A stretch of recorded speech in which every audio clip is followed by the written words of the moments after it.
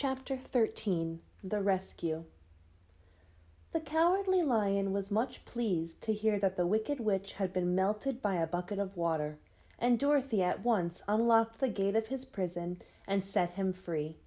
They went in together to the castle, where Dorothy's first act was to call all the Winkies together and tell them that they were no longer slaves.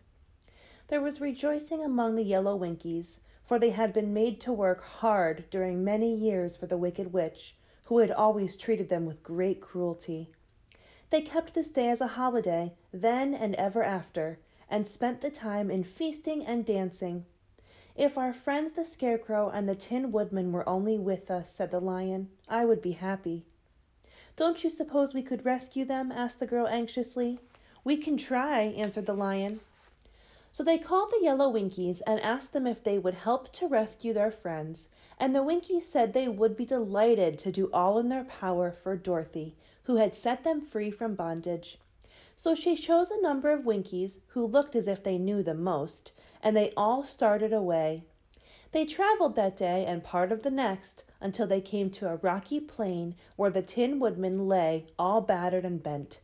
His axe was near him, but the blade was rusted and the handle was broken off short.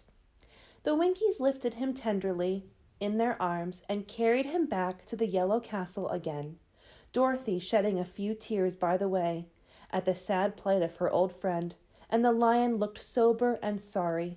When they reached the castle, Dorothy said to the Winkies, "Are any of your people tinsmiths?" "Oh, yes, some of us are good tinsmiths," they told her. "Then bring them to me," she said. And when the tinsmiths came, bringing with them all their tools in a basket, she inquired, "Can you straighten out those dents in the Tin Woodman, and bend him back into shape again, and solder him together where he is broken?" The tinsmiths looked at the Woodman over carefully, and they answered that they thought they could mend him, so he would be good as ever. So they set to work in one of the big yellow rooms of the castle, and worked for 3 days and 4 nights, hammering and twisting and bending and soldering and polishing and pounding at the legs and body and head of the Tin Woodman, until at last he was straightened out into his old form, and his joints worked as well as ever. To be sure, there were several patches on him, but the tinsmiths did a good job, and as the Woodman was not a vain man, he did not mind the patches at all. When, at last, he walked into Dorothy's room and thanked her for rescuing him, he was so pleased that he wept tears of joy, and Dorothy had to wipe every tear carefully from his face with her apron, so his joints would not be rusted. At the same time her own tears fell thick and fast, as the joy of meeting her old friend again. These tears did not need to be wiped away. As for the Lion, he wiped his eyes so often with the tip of his tail that it became quite wet, and he was obliged to go out into the courtyard and hold it in the sun until it dried. "If we only had the Scarecrow with us again," said the Tin Woodman when Dorothy had finished telling him everything that had happened, "I should be quite happy." "We must try to find him," said the girl.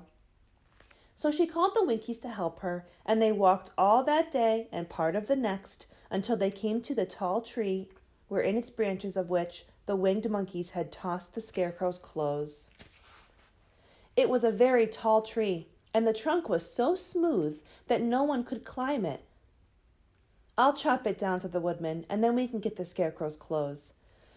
Now, while the tinsmiths had been at work mending the Woodman himself, another of the Winkies, who was a goldsmith, had made an axe handle of solid gold and fitted it to the Woodman's axe instead of the old broken handle. Others polished the blade until all the rust was removed and it glistened like burnished silver.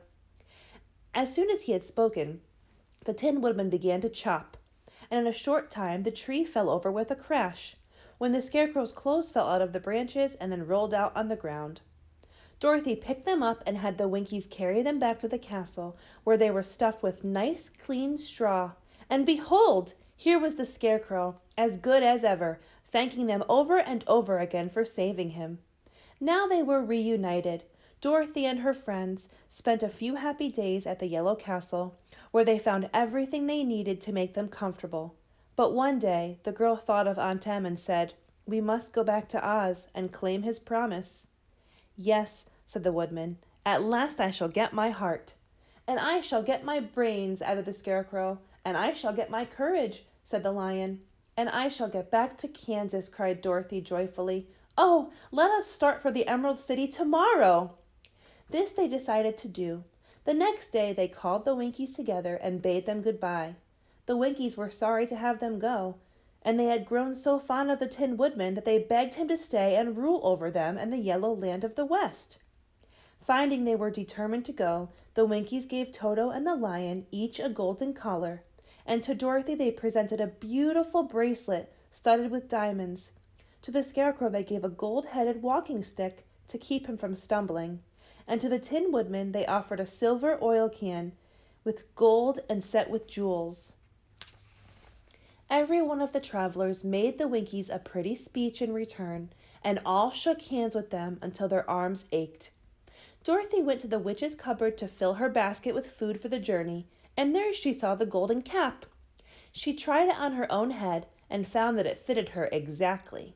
She did not know anything about the charm of the golden cap, but she saw that it was pretty, so she made up her mind to wear it and carry her sunbonnet in the basket. Then, being prepared for the journey, they all started for the Emerald City, and the Winkies gave them 3 cheers and many good wishes to carry with them.